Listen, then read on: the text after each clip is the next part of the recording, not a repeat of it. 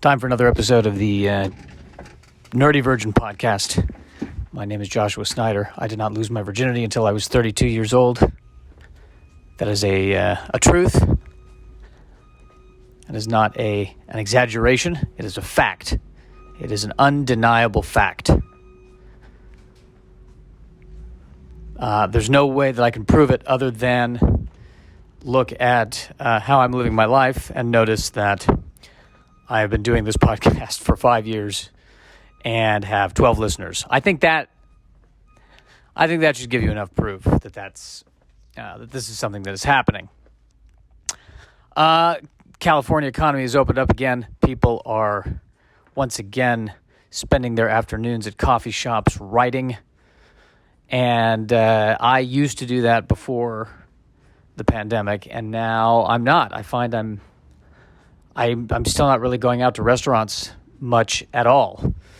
I'm still doing takeout. I've started just having simple peanut butter and jelly sandwiches. I still don't feel 100% comfortable going out in public, but I also, I got used to not spending as much money and not eating stuff that would inevitably give me stomach problems anyway. So maybe I came out of this a better person. Or more realistically, like everyone else, I probably came out of this a worse person. Feeling low energy today because I did have some wings and cookies yesterday. Two things that my body can't handle: cookies, my body can't handle wings. And I had both last night.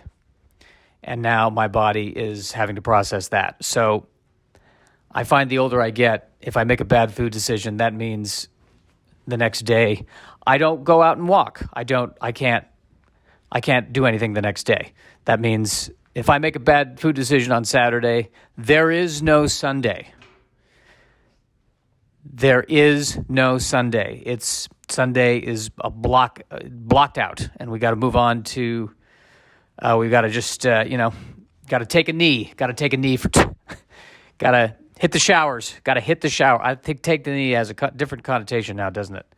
I think that has more of a protest connotation. I don't want to offend anybody. I want to apologize if that offended somebody or if that was the wrong use of the term take a knee. I meant to say hit the showers. And I apologize by saying hitting the showers. That is the wrong connotation as well. I just apologize for everything. That's what I do now. It's how I live my life. The purpose of this podcast is I want to get used to doing an hour on stage of stand-up, and so I'm doing an hour of just talking. And by an hour, I mean 50 minutes. That's my running joke with myself. That if it's 50 minutes, it feels like I've done an hour and I feel okay with myself. Even though it is not literally an hour, it is 50 minutes. But there are things I need to do to lie to myself, and these are one of those things. Printers. Let's talk printers. Let's delve into the world of printers. All of the printers are malfunctioning in the office right now, except my printer. The HP LaserJet printer, which that model of printer always seems to be the most reliable. We've tried everything else. We've tried Brothers. Brothers never seem to work well. I've never met a Brother printer that hasn't been problematic of some kind. I hate to say it. By the way, HP is not a sponsor. But maybe they should be by the end of this podcast, because I'm going to sing their praises for the laser printers. The DeskJet printers I don't feel as good about. But the HP LaserJet printer, I'd follow it. I would follow an HP LaserJet printer into battle. The HP LaserJet printer, in Aliens, the Michael Biehn character, I can't remember his name, but he was the one who the one who lived with the one who survived at the end with Ripley. It was Ripley, this guy, and then the little girl. They were the ones who survived. This HP LaserJet printer, I would say, is that guy, the Michael Biehn character. Just that, the quiet soldier falls asleep while the dropship's landing.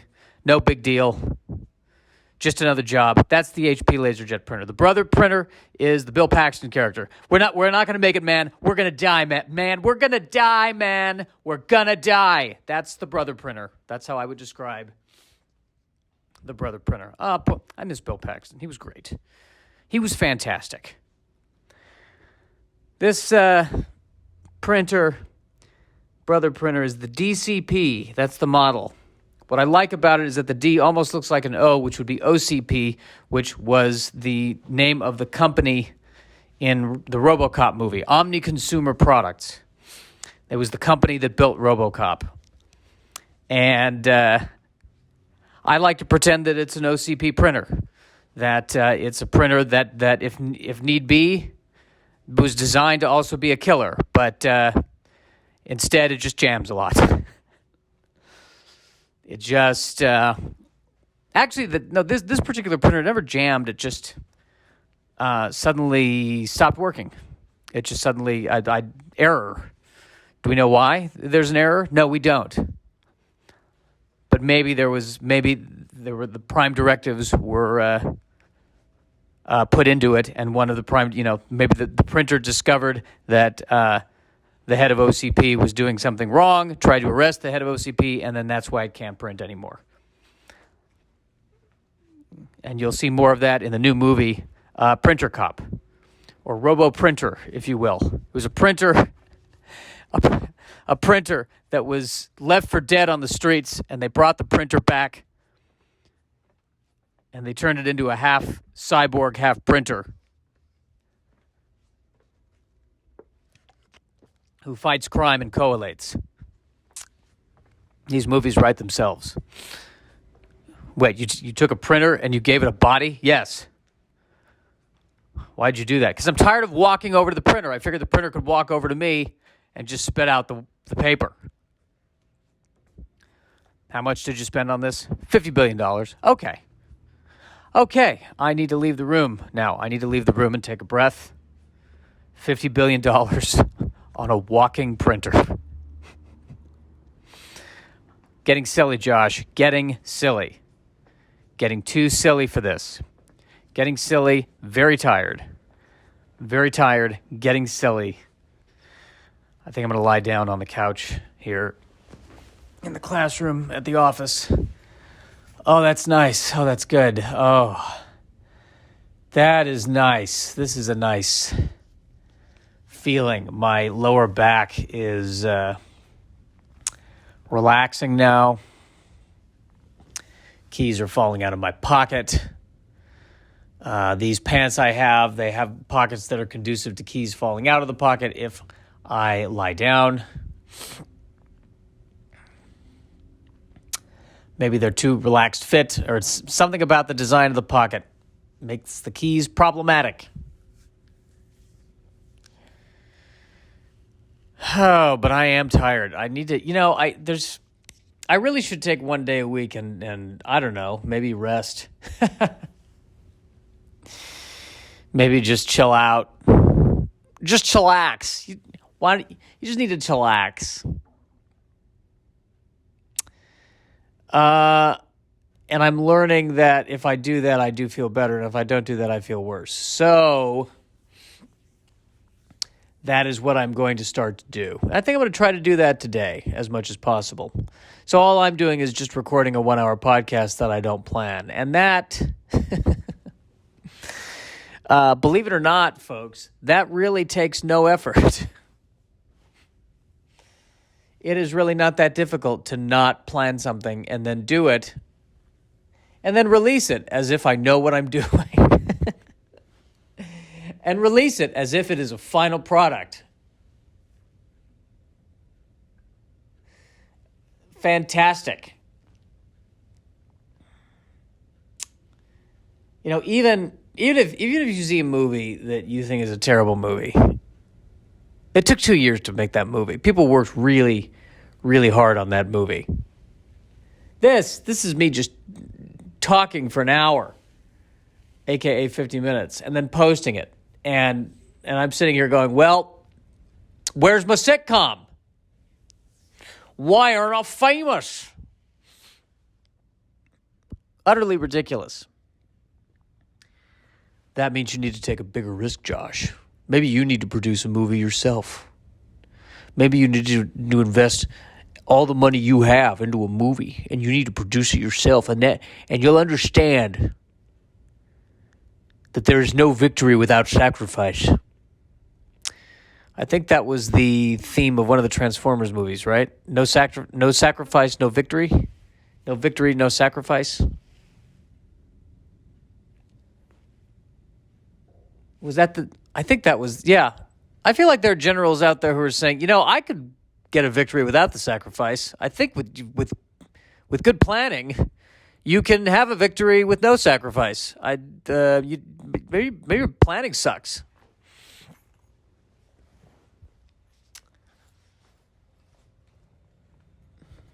No, we had a victory without any sacrifice. I mean, maybe we sacrificed a printer or two, but what does that matter? How dare you dismiss the importance of the printer like that? We lost a good printer out there. HP LaserJet printer. Ran into Bodeker's men. They shot up that printer. We rebuilt it. It now has a machine gun attached to it. And nobody prints, but it doesn't jam. That's one way to clear a printer jam right there. Does that printer have a machine gun attached to it? Yes, it does. It's lived a hard life. Its wife left it. Its wife and child left it. Started a new life. Can you blame them? Wait, the printer was married? It was. HP is a very reliable printer. It is a high-quality printer. Who did she remarry? An Epson? Oh, bad choice. Bad choice. What am I doing now? Should we read some movie news? Movie news, maybe? How about some movie news? Nerd news? How about some nerd news? Nerd news. Let's read some nerd news. Let's look at some... Sorry, I have to unlock my iPad. Need to unlock my iPad. All right, going to darkhorizons.com. Hulu is the most watched U.S. SVOD. Hulu reportedly had the most average viewing minutes per day of any major service, above YouTube, Netflix, Amazon, and Disney+. Age is a big separator in regards to viewing. Only 14% of people aged 34 and under watch regular old linear TV in May. Wow. That particular form of media consumption is dominated by age 55 plus set, who account for 61% of linear TV consumption. That age group is also the biggest consumer of Amazon Prime. Wow. Nobody is watching TV anymore.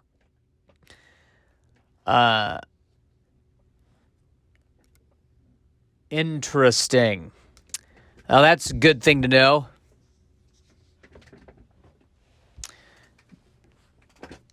Nobody is watching TV anymore. 65 plus. You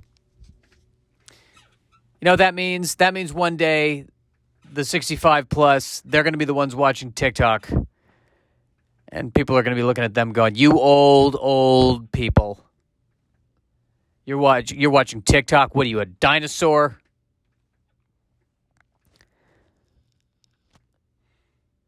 You know what the kids are watching? Duh. That's what it's called. Duh. 1 second videos. It's all we need. He got famous doing 1 second videos. 1 second comedy videos. Bap! 50 million views.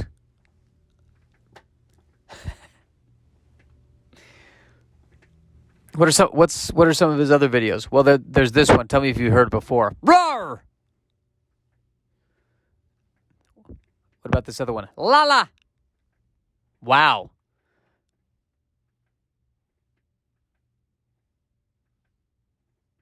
What about this two-parter? Ba.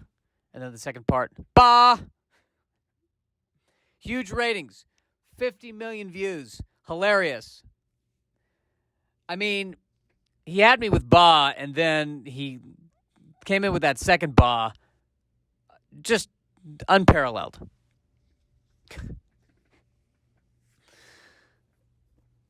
That's where we're going to be headed with that. Well, that's interesting. Good for Hulu. Hulu wins something. Oh.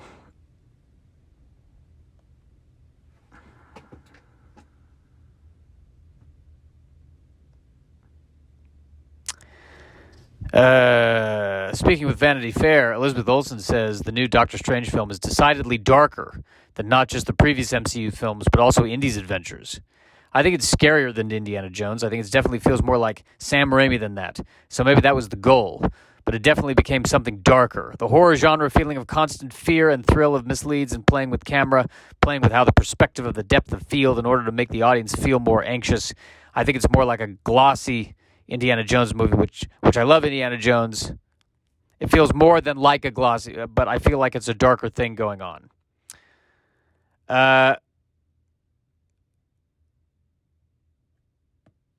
Good. Well, I'm glad to know what they think of it's going to be. I'm glad to know. No, it's much darker than Indiana Jones. Is this news? I love reading this stuff. I love watching this stuff. But there are points where I say to myself, is this news? This was quoted? No, I think it's darker than Indiana Jones. Did you hear that? Did you hear what she said? She said it's darker than the Indiana Jones. Get Johnson on the phone. Johnson. It's Sampson.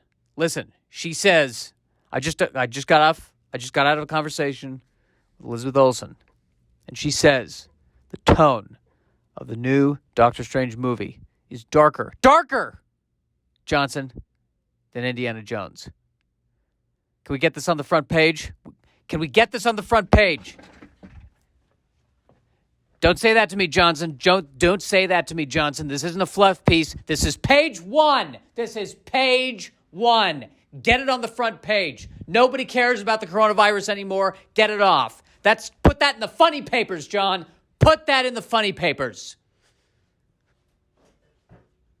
Doctor Strange 2 is darker in tone than Indiana Jones. Print it.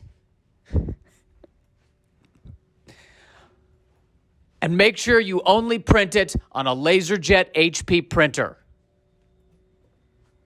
Even the one with the machine gun. That's kind of creepy. All right. Good. I think we covered something there. Quick news. Quick news. Occasionally on this site they'll do like news and rumor stories, and then in one news story they'll have like three little stories. But the little stories aren't really that much smaller than the big stories. Sonic the Hedgehog 2. Filming on the sequel to the live-action Sonic the Hedgehog feature has now wrapped.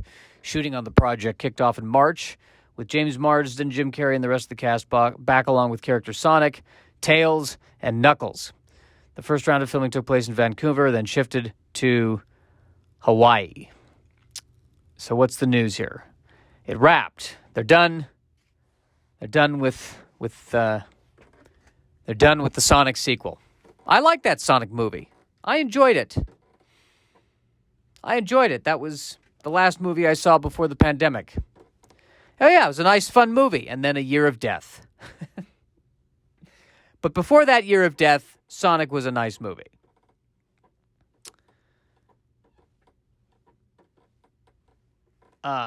Sonic, based on the game, a hedgehog that has the ability to run fast. An alien hedgehog, I believe, I think is what they set up in the movie. I don't know if that was true in the game. An alien hedgehog with sneakers. A big to-do with that first Sonic movie, because when they revealed what Sonic looked like in the preview, the fans were in an uproar, so they went back and they redid how it looked. I think that they were trying to make it too realistic or something, or he had teeth, and the fans hated the fact that he had teeth.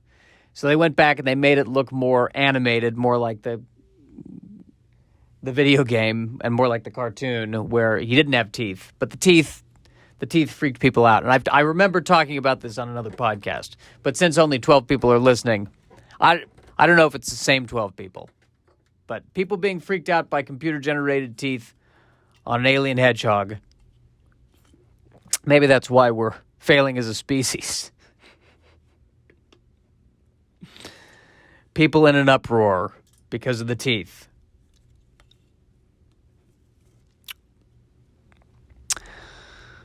I'm irritated that they were nice-looking teeth. I mean, based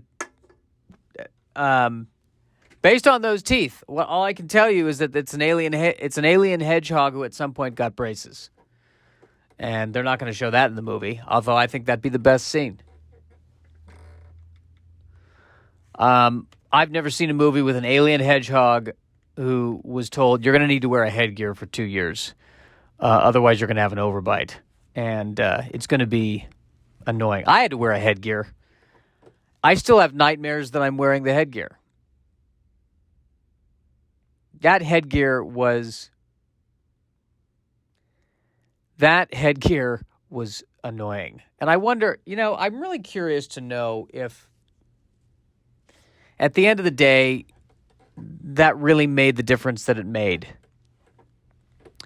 Because I think the concern was that I was going to have an overbite, and an overbite would lead to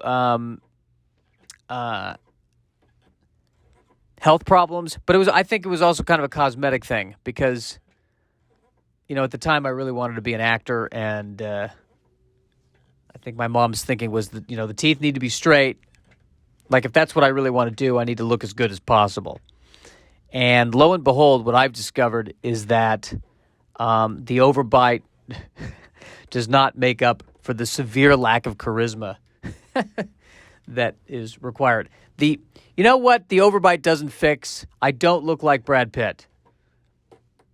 No headgear can Brad Pittify this. And also, I find the older I get, I'm thinking, what I am, and so what if I have an overbite?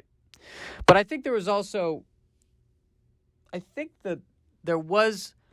a health reason for it, that I think it causes the teeth to wear down if they're not aligned properly. So I wore that headgear for 3 years. And the idea behind the headgear is that it would pull on my jaw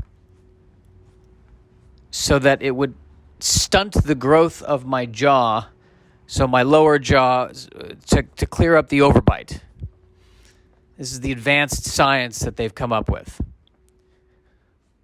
And I don't know, when I describe it now, it sounds ridiculous to me. Now that I think about it. Why are we messing with this? Maybe my body knows what it's doing. Maybe we should have let the body do what it needed to do. Maybe I would have been a lot happier if I had an overbite. Irony is, it might have helped with the comedy, because the worse I look, the better, I think.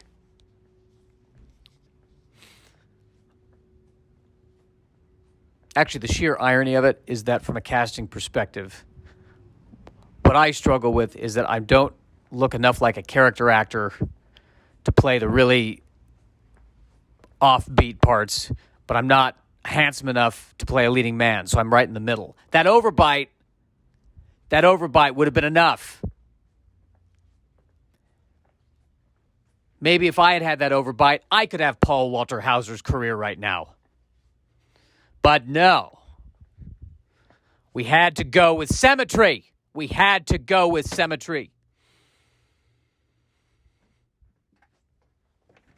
Oh, this took a dark turn.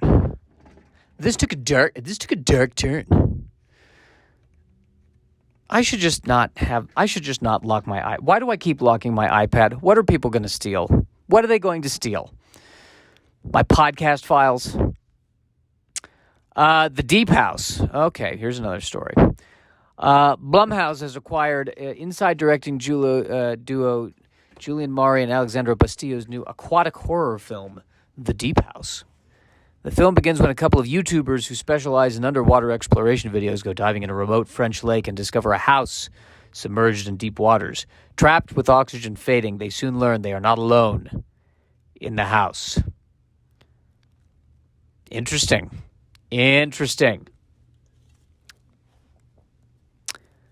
There's a creature down there in the house, and they are trapped. Or something is down there. Maybe it's a ghost. Underwater ghost. That'd be fun. That'd be interesting. I don't think it matters to the ghost whether or not it's underwater or not. Maybe it does. Who's to say that it doesn't? Sure. It's a discombobulated, disembodied spirit, but maybe in the spirit world there's a difference between above water and beneath the water. Maybe it's more uncomfortable. Maybe this is the story of a very uncomfortable ghost. Yes, I'm here to haunt you, but this is just unbearable. My luck, I get stuck underwater. Can you believe it? Another victim of global warming. This house used to be above water, and then the ocean levels rose, and now it's below water, and I got to haunt people, and I'm below water. This is terrible. I don't even understand it. I'm a spirit. I don't even manifest as physical matter, and yet somehow I'm moving more slowly. Figure that out. You YouTubers. I like that the main characters are YouTubers, which makes sense because that's become a career now. You make videos on YouTube, you monetize the YouTube videos, you make money off of monetizing the YouTube videos. It is now a job. It is a job. It is a professional career thing that you can do. It is a job if you do it well. I don't do it well. That is why, for me, it is not a job.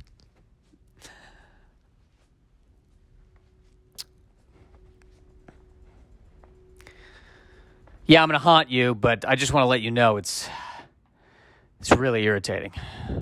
Haunting you underwater. I mean, how am I supposed to, tip over the furniture if it's underwater? You can't even hear it because you're in your scuba gear. I mean, I could pretend to be a shark, but at that point, you'll think you're attacked by a shark. No, this is the worst haunting situation I could possibly be in, but I can't get out of it. I have to wait until there's a drought and the lake dries up.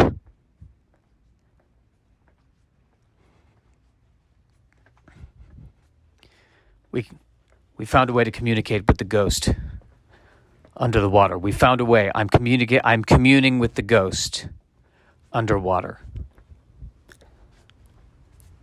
Ghost underwater, can you hear me? Yeah, barnacles are no fun.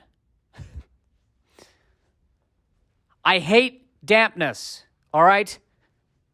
In my past life, when I was alive, I lived in Denver. I like dry climates. This is too damp. Why are you trying to kill those YouTubers? Because that's what I'm supposed to do. I don't care. I don't even know what a YouTuber is.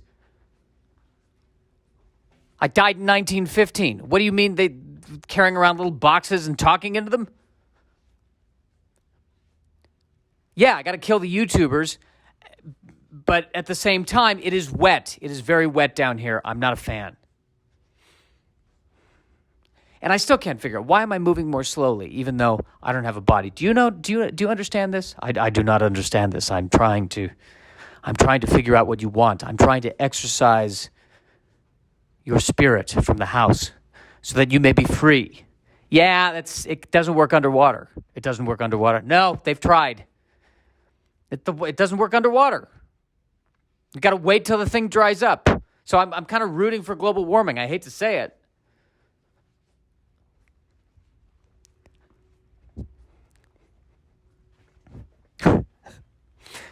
Well, that was a frustrating seance. This isn't the horror movie we thought it was. He's just complaining about being underwater for 2 hours. Okay. Oh, what's going on here? All right, here's another news item. Benedict Wong, Danny McBride, and Gemma Chan are in talks to join John David Washington in the original near-future sci-fi feature True Love. The project hails from Godzilla and Rogue One writer-director Gareth Edwards, who will pen, direct, and produce alongside Kiri Hart. Near-future sci-fi feature True Love. Oh, I don't know anything about this. That doesn't say anything. Near-future sci-fi True Love. Well, I don't believe there's such a thing as true love. I think love has been dead for centuries. So maybe that's the science fiction movie. What if I think that is the science fiction movie? Yeah, did you meet the Andersons? They're actually in love. They have a stable relationship. No, they don't. Yes, they do. There's got to be something that bothers them with each other. It can't be perfect. No, it's 100% perfect. And no one can stand to be around them because the relationship is so perfect that they become pariahs. But because their love is so pure, they don't care that they're pariahs. And in fact, as they walk down the street, their perfect love is so infuriating, it causes other people to kill themselves with frustration. So it's kind of like that movie, The Happening, that M. Night Shyamalan movie where the trees were causing people to just commit suicide. But instead it's just, oh, there's that couple. I can't look at that couple. I can't look at them. I can't look at the way she's laughing at what he said. He wasn't even funny. I can't take this. I can't take this. I'm running the car off the road.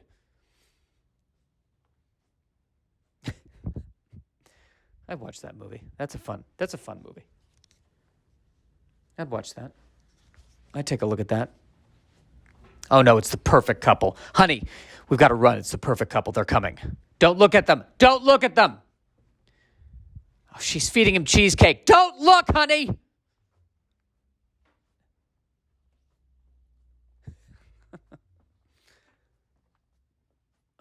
All right. Next item. What's the next news item? Let's go. Space Jam: A New Legacy. See, regardless of whether or not this movie is going to be good, and I hope it is a good movie, I enjoyed the first Space Jam. I feel like A New Legacy, doesn't that feel a little bit over dramatic for a movie that's kind of a comedy, right? Space Jam: A New Legacy.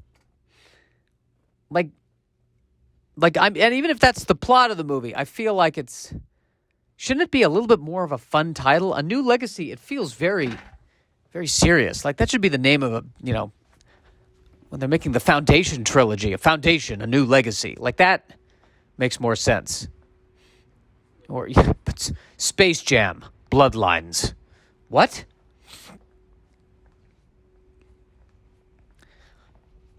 Like, shouldn't it be Space Jam, A New Jam? Like a whole new jam. That feels a bit more fun. Space Jam. Death. Yeah, we're going to make a sequel to the Space Jam movie. It's basketball players and the Looney Tunes characters. It's called Space Jam Death. That seems a bit dark. Yes. Many major characters die tragically. It's a very... I mean, couldn't it be Space Jam Sudden Death? Isn't that a sports term? No. Space Jam Death.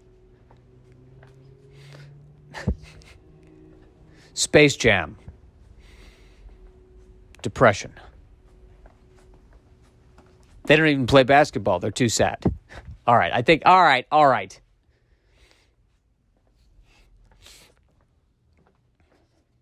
It almost, it feels too dramatic. Space Jam, A New Legacy. I don't know. Somehow, it's just it feels too dramatic to me. Space Jam, Remains of the Day. What?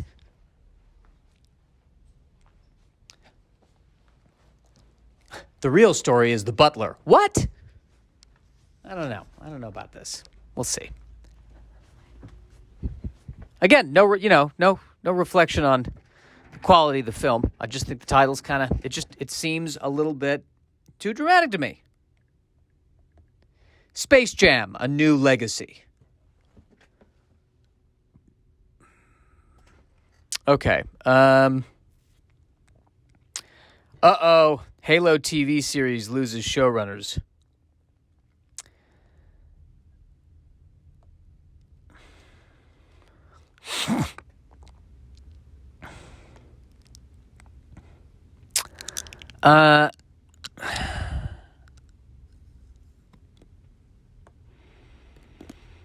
Wow. They keep juggling showrunners.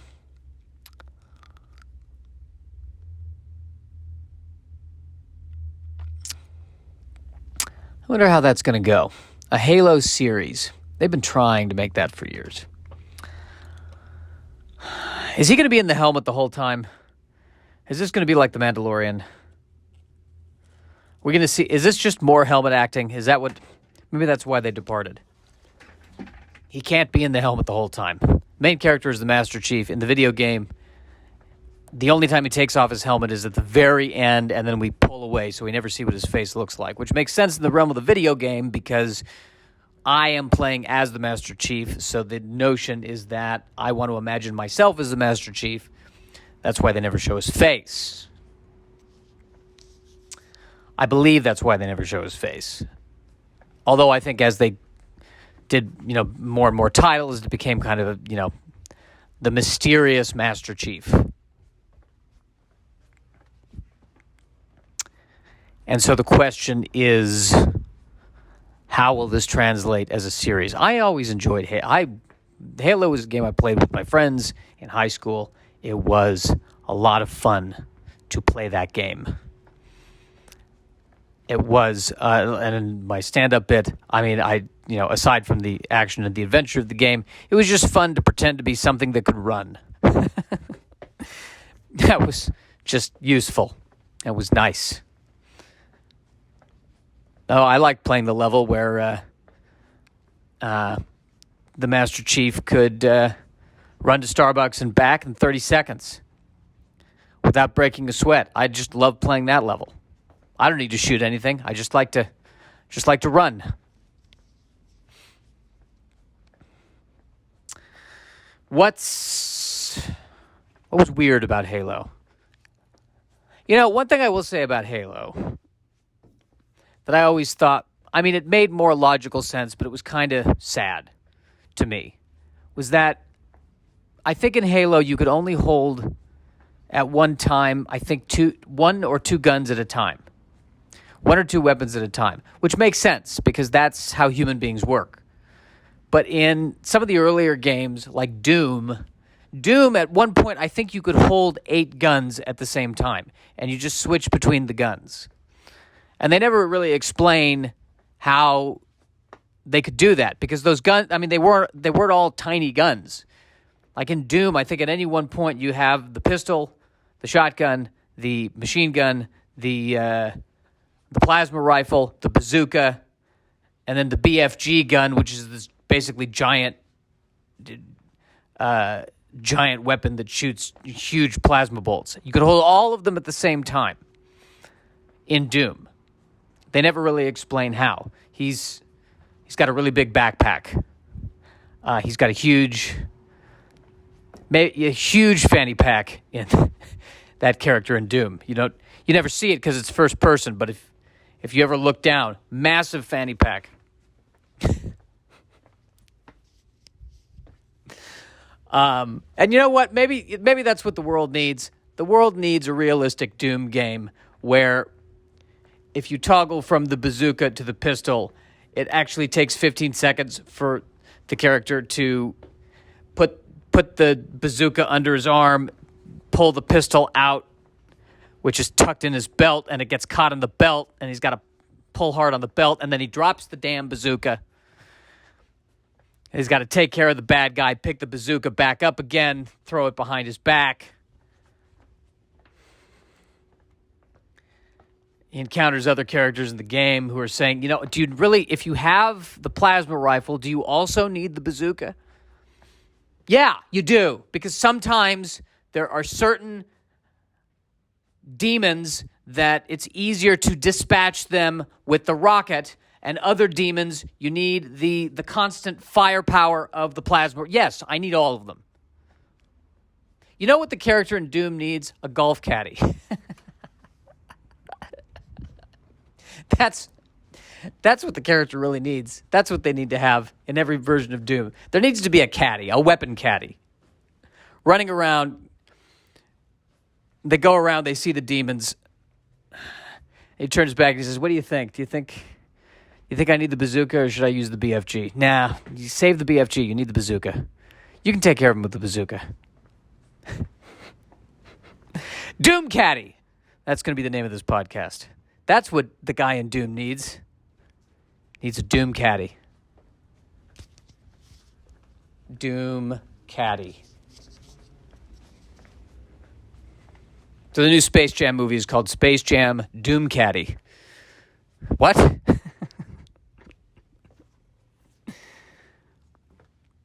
Your mission is to enter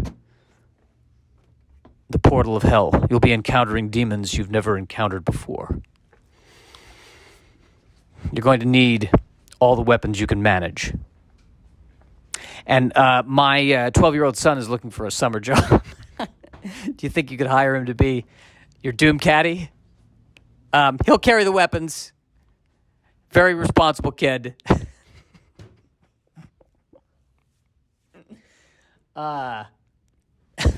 Very responsible child. Doom Caddy.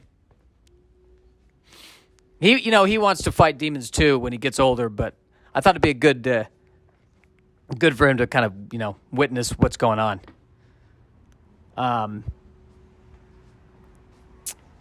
Yeah, that'd be, pay him $12, just under the table.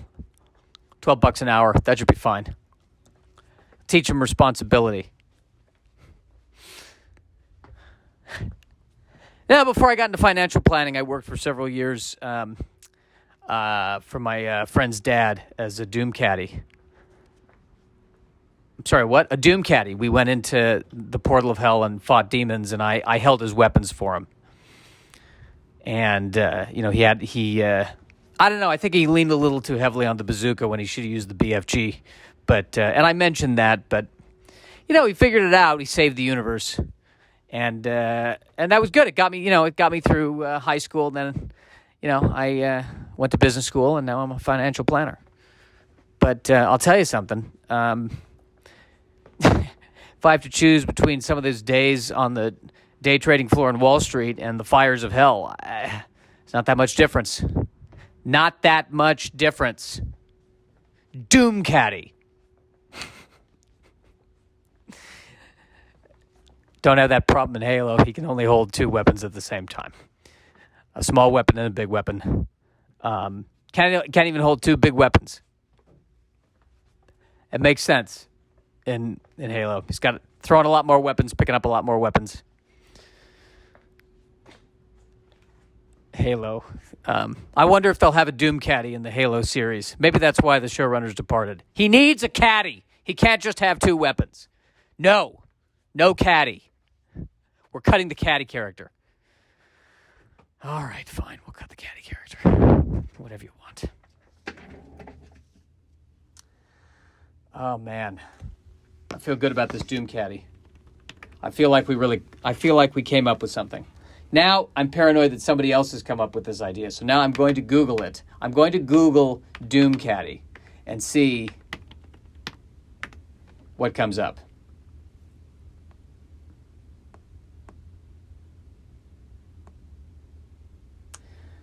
I'm not... Ooh. Download free STL file Caddie coin. Doom Caddie token. What is that?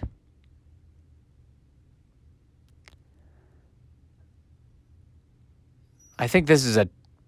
Oh, it's a token. Oh, it's a token you can buy. Okay, good. Good. I think... Did I spell Caddie right? Let's go to Wikipedia and learn about the Caddie.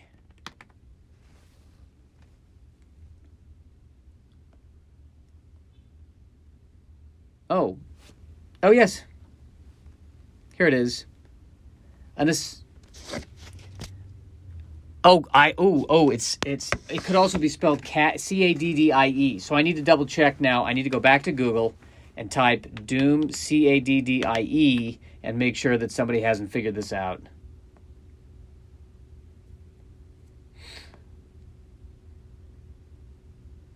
All right, I think I'm good. I think I might be the first person to come up with this. Although I feel like I've had this conversation before with someone. I may have even heard this before, this notion of a Doom Caddie. Because I think there's a lot of opportunity there. Need a good Doom Caddie. You know, if he suggests the bazooka and you need the BFG, it's the end. It's the end of the universe as we know it. All right. Well, what does Wikipedia say about the Caddie? Ooh, let's read the history. The first Caddies appeared in 1870 in Edinburgh. It is believed that the first use of a Caddie was by the Duke of Albany of Scotland in 1681 while playing the first international golf contest at Leith Links, which resulted in the construction of Golfers' Land in Edinburgh. A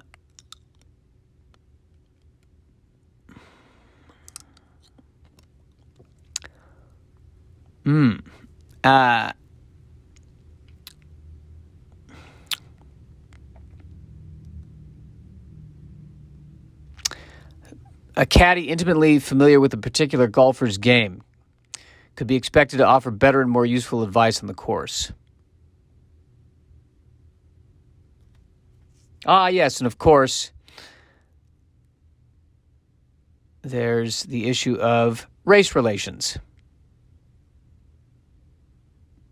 Yeah, caddies. So there's a lot. Oh, yeah, only blacks were allowed to serve as caddies in the United States. Of course. Obviously, yes. But the movie The Legend of Bagger Vance was a good movie. I enjoyed that movie, but it's gotten some backlash because there were racial overtones that weren't really addressed.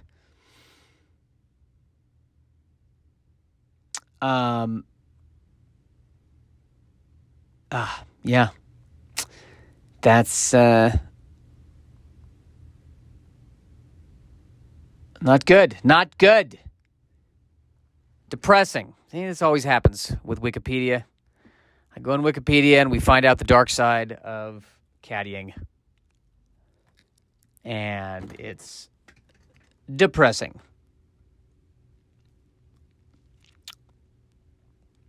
And actually, the thing I remember learning about as a kid, speaking of golf and golf club, the country clubs, is that a lot of them didn't allow Jews.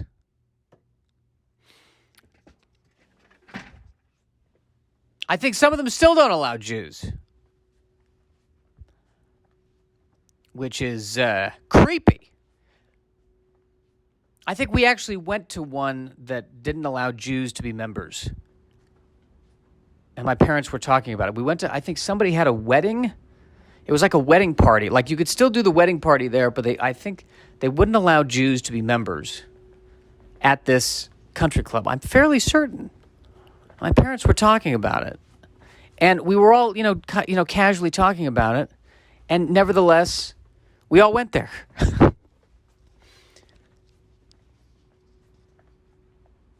I don't think my parents were too happy about that. But I think we went because they liked the ballroom or the dance hall or something.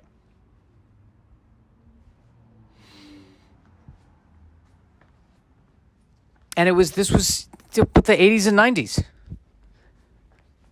I think it might still be true. Why am I acting shocked? Why am I acting shocked that hatred and bigotry is still out there? Why is that a surprise to me? See, this is when I get down on myself because I'm 39 years old, for goodness sakes. Why am I still surprised by these things? Doom Caddie. Doom Caddie. The history of the Doom Caddie is fraught. Really is a Doom Caddie. Now I'm depressed. See, the whole point of this podcast is to lift me out of the depression. Now I'm depressed. Now I'm afraid I've said the wrong thing.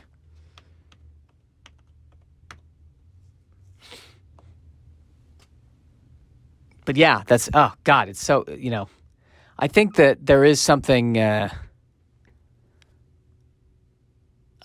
kind of it's a weird position and kind of funny, because it's a bit of a demeaning position. And the fact that they,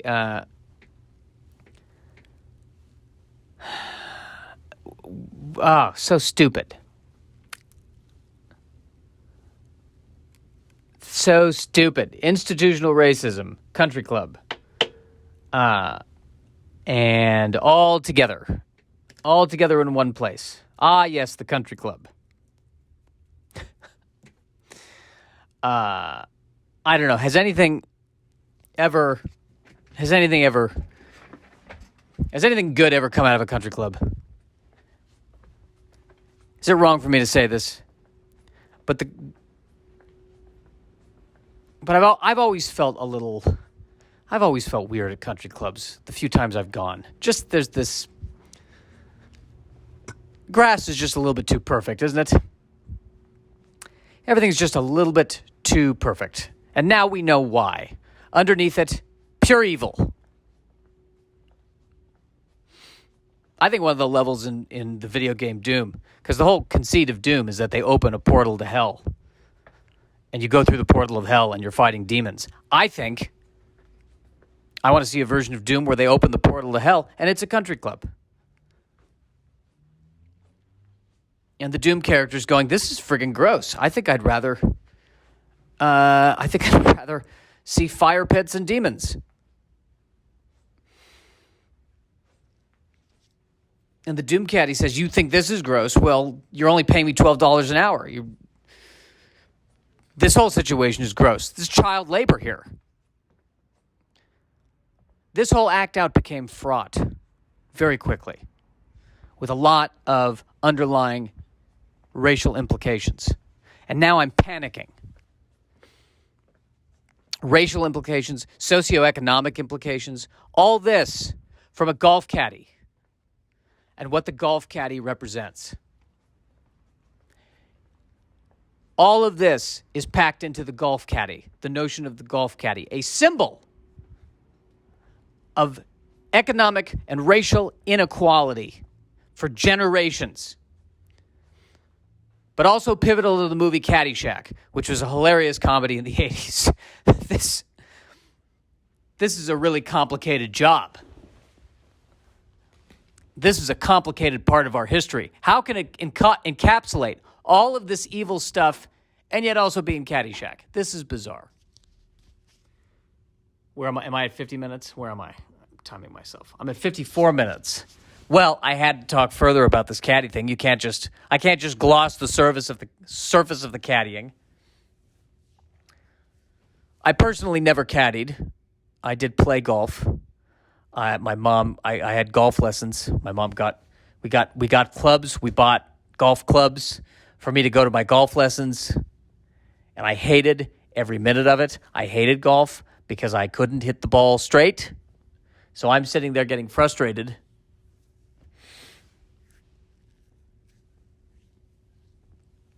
Sitting there in fourth grade, finding yet another physical activity I suck at. And that is when the angel appeared to me. And she said to me, Do you know how? I need to introduce you to Microsoft Excel. You're going to be good with spreadsheets. That's why you're on Earth. Leave this golf. Leave the golf caddying. Leave all this fraught and nefarious worlds. Why are you playing a game where half the people running the clubs who play the game don't even want you there? I'm sitting here getting frustrated. I can't hit the ball. Maybe it's my body going, we're not wanted here. Can we leave? In all fairness, I think the place where I learned how to play golf, I believe they did allow Jews. And if they didn't allow Jews, then I don't know how I got through, because if I got through and they didn't allow Jews, somebody got fired there. You don't even have to ask him. Look at his nose. Oh, man. Man, oh, man. All right, I gotta wrap this podcast up. I gotta wrap this up. And I'm finding them going on and on here. I'm actually going to approach an hour. Can you believe that? Can you flip and believe I'm going to actually approach an hour? I can't believe it.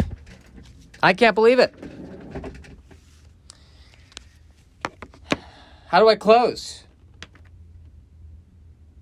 I'm depressed when I'm reading about this caddying. What depresses me is I sit here and I want to make jokes about caddying, but then I read about the history of it, and it's yet another reminder of how bloody and horrible our history is, how it's not resolved yet, it's still happening, it's unfolding in front of us, and how tone deaf I can be to it. Here I am, just, joking about doom caddies. So what action am I going to take? What am I going to do to be a better person? That's the question. Well, I think step one is be aware of this. Be aware that this is going on.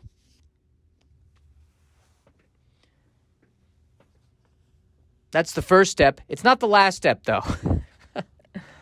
I've done nothing to help America. Nothing. Except maybe make this podcast. Maybe this needs to be where I stand my moral ground and say that all people of all walks of life should be allowed into a country club in the United States of America. Nobody should be excluded. And that people of all walks of life should be able to work as a caddy, which seems to me to be one of the most humiliating jobs you can have. Because I think you have to wear shorts. And that should not be, everyone should have the freedom to stand there in the 105-degree weather watching while this rich moron in front of you tries to figure out how to hit a ball into a hole, who probably works for a massive corporation that is destroying the planet, and he's paying you $2 above minimum wage. All races, all religions, all creeds